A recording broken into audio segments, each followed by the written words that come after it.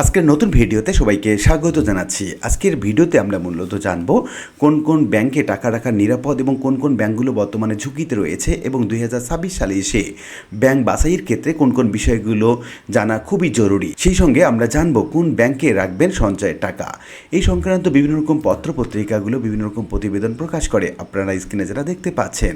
তো আজকে আমরা মূলত একটি প্রতিবেদন দেখছি। প্রতিবেদনের শিরোনামে যেমনটি বলা হচ্ছে, ব্যাংকিং খাতে আস্থার সংকট বাড়ছে, সাধারণ মানুষের উদ্বেগ। দেশের ব্যাংকিং খাত নিয়ে জনমনে দুশ্চিন্তা দিন দিন বাড়ছে। সাম্প্রতিক সময়ে আর্থিক অনিয়ম, ঋণ কেলেঙ্কারি এবং তারল্য সংকটের খবরে অনেকেই ঝুঁকিপূর্ণ ব্যাংক থেকে টাকা তুলে নিচ্ছেন। একই সঙ্গে ব্যাংকে নিজে জমানো টাকা তুলতে না পারার অভিযোগ নতুন নয়। আমানত ফেরত না পাওয়ার ক্ষোভে বিভিন্ন ব্যাংকের শাখায় তালা ঝুলিয়ে দেওয়ার ঘটনা ঘটছে। ফলে সাধারণ মানুষের মনে একটি প্রশ্ন ঘুরপাক খাচ্ছে, কোন ব্যাংকে টাকা রাখলে সবচেয়ে বেশি নিরাপদ থাকবে। 2026 সালে আর্থিক প্রতিবেদন বিশ্লেষণে দেখা গেছে, পারফরমেন্স, মূলধন সক্ষমতা, সুশাসন, ঝুঁকি ব্যবস্থাপনা এবং আর্থিক স্থিতিশীলতার ভিত্তিতে কয়েকটি ব্যাংক অন্যদের তুলনায় এগিয়ে রয়েছে। এই মূল্যায়নে ব্র্যাক ব্যাংক শীর্ষে অবস্থানে রয়েছে, দ্বিতীয় অবস্থানে রয়েছে সিটি ব্যাংক, এরপর ধারাবাহিকভাবে রয়েছে প্রাইম ব্যাংক, ইস্টার্ন ব্যাংক বা ইবিএল, পূবালী ব্যাংক এবং ডাচ বাংলা ব্যাংক। এছাড়া টেকসই ব্যাংকিং, কর্পোরেট সুশাসন, ঝুঁকি ব্যবস্থাপনার ভালো অবস্থানে থাকায় আরও কয়েকটি ব্যাংক ধারাবাহিকভাবে ইতিবাচক মূল্যায়ন পেয়েছে।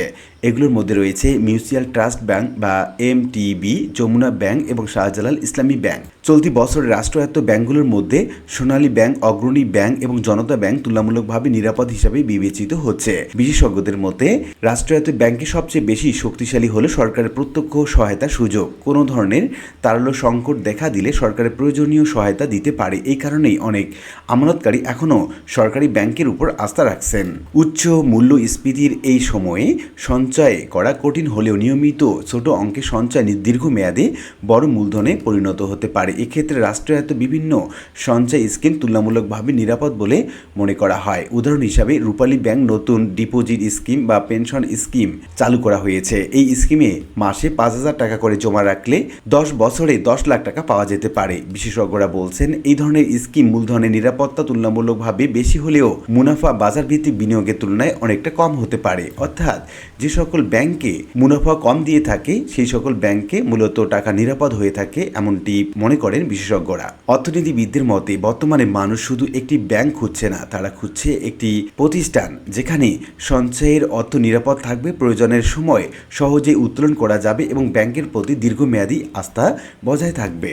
রাজধানী মিরপুরের বাসিন্দা অবসরপ্রাপ্ত সরকারি কর্মকর্তা আব্দুল কাদের বলেন, আগে সুদের হার দেখে ব্যাংক বেছে নিতাম, এখন দেখি ব্যাংকটি কতটা স্থিতিশীল, একটু কম মুনাফা পেলেও নিরাপদ ব্যাংকেই টাকা রাখতে চাই। চট্টগ্রামের ব্যবসায়ী মোহাম্মদ রফিকুল ইসলাম বলেন, কিছু ব্যাংকে টাকা তুলতে গ্রাহকদের ভোগান্তির খবর দেখার পর আমার আমানতের একটি অংশ অন্য ব্যাংকে স্থানান্তর করেছি। এখন সবচেয়ে বেশি গুরুত্ব দিচ্ছি ব্যাংকের আর্থিক অবস্থাকে। রাজশাহীর স্কুল শিক্ষিকা নাসরিন আক্তার বলেন, আমাদের মতো মধ্যবিত্ত মানুষের জন্য সঞ্চয়ই সবচেয়ে বড় নিরাপত্তা। তাই ব্যাংক নির্বাচনের আগে এখন বিভিন্ন আর্থিক প্রতিবেদন এবং বাংলাদেশ ব্যাংকের তথ্য দেখার চেষ্টা করি। খুলনার ক্ষুদ্র উদ্যোক্তা সুমন ঘোষ বলেন, ব্যাংকের প্রতি মানুষের আস্থা ফিরিয়ে আনতে হলে শুধু বিজ্ঞাপন নয়, দ্রুত এবং স্বচ্ছ সেবা নিশ্চিত করতে হবে। অর্থনীতি বিশ্লেষকদের মতে কেবল উচ্চ মুনাফার লোভে কোনো ব্যাংকে টাকা রাখা উচিত নয়। ব্যাংক নির্বাচন করার আগে কয়েকটি বিষয় গুরুত্বের সঙ্গে বিবেচনা করা উচিত। তার মধ্যে 1 নম্বরে বলা হচ্ছে ব্যাংকের মূলধন পর্যাপ্ততা আছে কিনা, খেলাপি ঋণ হার কত, বাংলাদেশ ব্যাংকের নির্দেশনা যথাযথভাবে মানা হচ্ছে কিনা, তারল্য পরিস্থিতি স্বাভাবিক আছে কিনা, দীর্ঘদিন ধরে লাভজনক কার্যক্রম পরিচালনা করছে কিনা, কর্পোরেট সুশাসন এবং পরিচালনা পর্ষদের স্বচ্ছতা আছে কিনা। বিশেষজ্ঞদের মতে একটি ব্যাংক দীর্ঘ সময় ধরে ধারাবাহিকভাবে ভালো পারফরমেন্স দেখাতে পারলে সেটিকে তুলনামূলকভাবে বেশি নির্ভরযোগ্য প্রতিষ্ঠান হিসাবে বা ব্যাংক হিসাবে বিবেচনা করা হয়।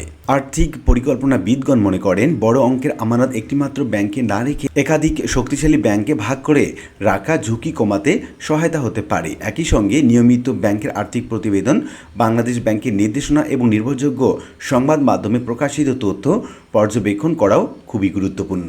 বর্তমানে অনেক গ্রাহক শুধু শাখার সংখ্যায় নয়, ডিজিটাল ব্যাংকিং সুবিধাকেও গুরুত্ব দিচ্ছেন। মোবাইল অ্যাপ, ইন্টারনেট ব্যাংকিং, তাৎক্ষণিক লেনদেন, 24 ঘন্টার গ্রাহক সেবা এবং শক্তিশালী সাইবার নিরাপত্তা এসব বিষয়েও ব্যাংক নির্বাচনে গুরুত্বপূর্ণ মানদণ্ড হয়ে উঠেছে। প্রযুক্তি নির্ভর সেবায় এগিয়ে থাকা ব্যাংকগুলো সাধারণ গ্রাহকদের কাছে সবচেয়ে বেশি গ্রহণযোগ্যতা পাচ্ছে।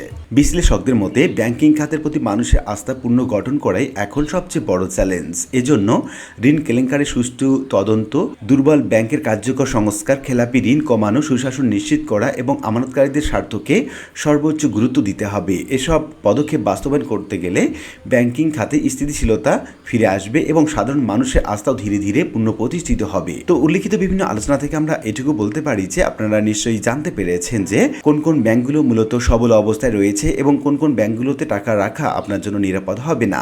আশা করি বিষয়টি বুঝতে পেরেছেন। আর আজকের ভিডিওটি এ পর্যন্ত। ভিডিওটি ভালো লাগলে লাইক কমেন্ট করতে ভুলবেন না। এরকম নিত্য নতুন ভিডিওর আপডেট পেতে চ্যানেলটি সাবস্ক্রাইব করে রাখুন। দেখা হবে অন্য কোনো ভিডিওতে। সে পর্যন্ত সবাই ভালো থাকবেন। ধন্যবাদ।